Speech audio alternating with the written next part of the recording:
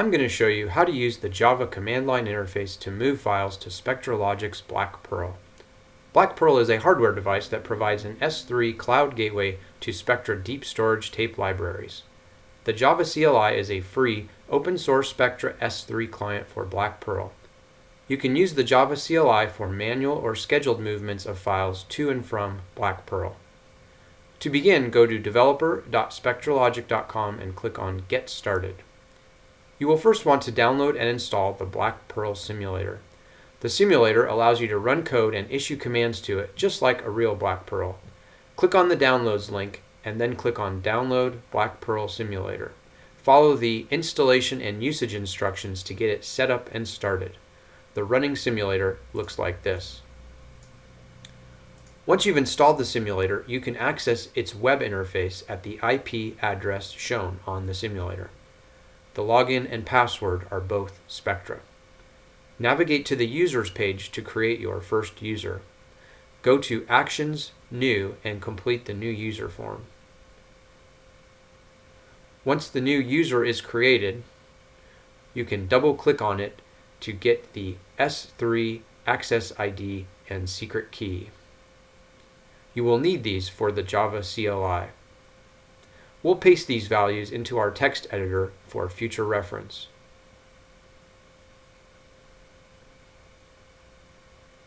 Next, we'll go to the Buckets page. A bucket is a top-level container in BlackPearl.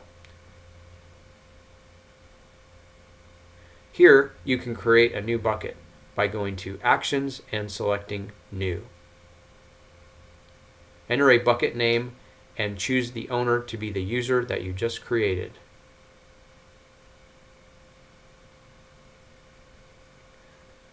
Before using the Java CLI, you will need to make sure that you have the Java runtime environment installed on your computer.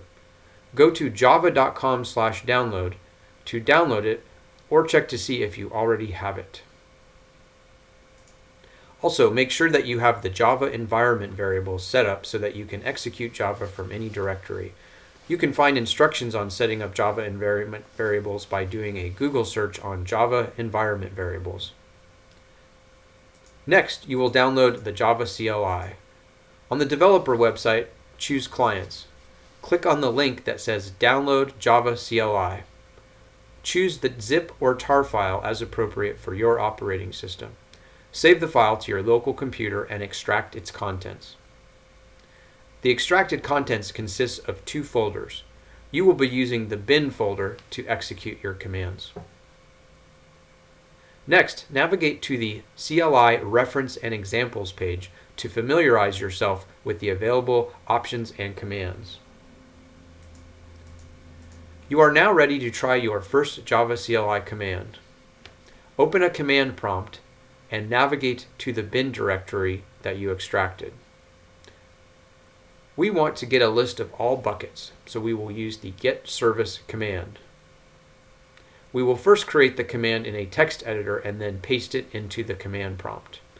We'll need to provide the endpoint, ID, key, command, and HTTP options. First, we'll need to get the command prefix for the Java CLI. The command prefix is ds3_java_CLI. Next, we'll need to get the endpoint. That's a -e option. We'll enter the IP address of the simulator.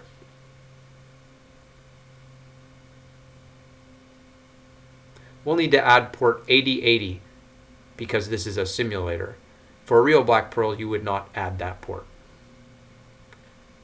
Next, we need to add the -a option for the user ID.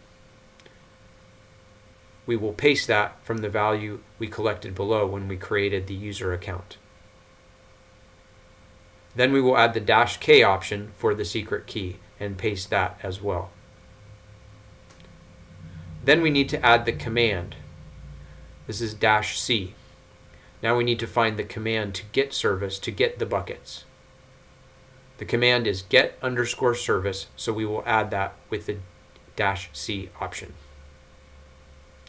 Now we need to add the HTTP option with two dashes, so that the request is done via HTTP instead of HTTPS. This is needed for the simulator. You can then paste this command and press enter to issue it. You should now see a list of buckets. For our second command, we will move a file to BlackPearl. This time we will use a batch file so that we can create the entire command before executing it. We will use the file from our text editor and save it.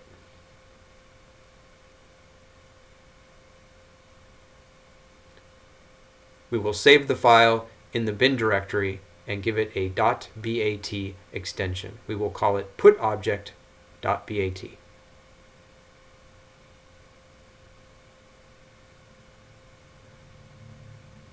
The endpoint ID and key are unchanged from our last command. However, we now need to change the command to move the file. In our case, we will be using the putObject command to put one file onto the BlackPearl. Next, we need to provide the file that will be uploaded. For that, we will use the -o option, and we will just use a file from our temp directory.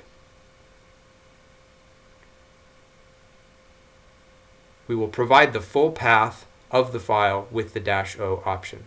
Quotes are needed around the path. And finally, we need to provide the bucket that will be used for putting the file in. Provide the bucket that you created earlier. Now save this file and open your command prompt. We can now enter the name of the bat file to execute this command. Your file should now successfully be moved to BlackPearl. You can confirm that the file made it to BlackPearl by checking the web interface.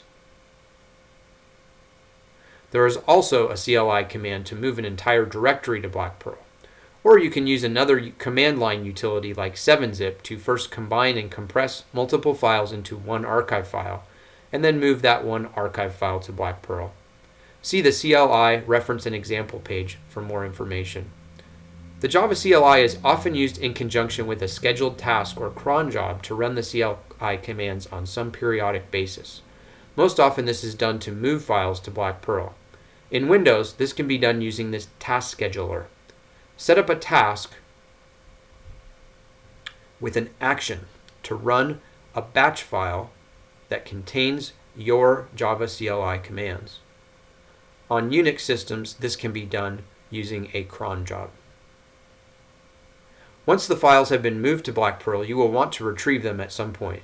This can be also done using the Java CLI or with another free Spectra S3 client like the Deep Storage browser. The Deep Storage browser has a graphical FTP-like interface to manage files between BlackPearl and your local computer or server. And that's it! You're now ready to start using the Java command line interface.